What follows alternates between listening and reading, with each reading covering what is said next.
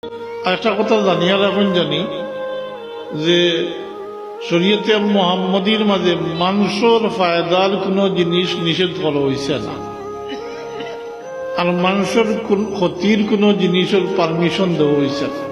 ওটা হইল মূলনীতি। যত জিনিস নিষেধ করা হয়েছে কোনো না কোনোভাবে মানুষের ক্ষতি করে, শারীরিক আর্থিক বিভিন্ন ধরনের সামাজিক ক্ষতি হয়, ক্ষতিকে নিষেধ করা হয়েছে। তাই নিষিদ্ধ কাম থাকি বাঁচিয়া থাকাটা বড় কঠিন।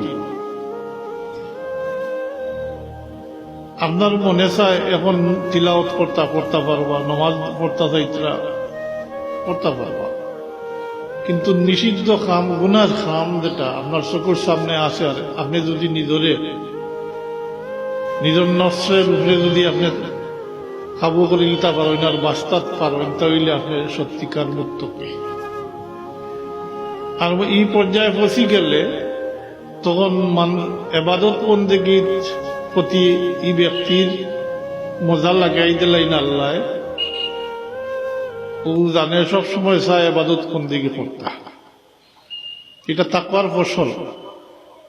আমরা মনে করি যে নমাজ পড়েন, রোজা রাখেন, তাই মুত্তাকি মানুষ না, এটা তাকওয়ার ফসল।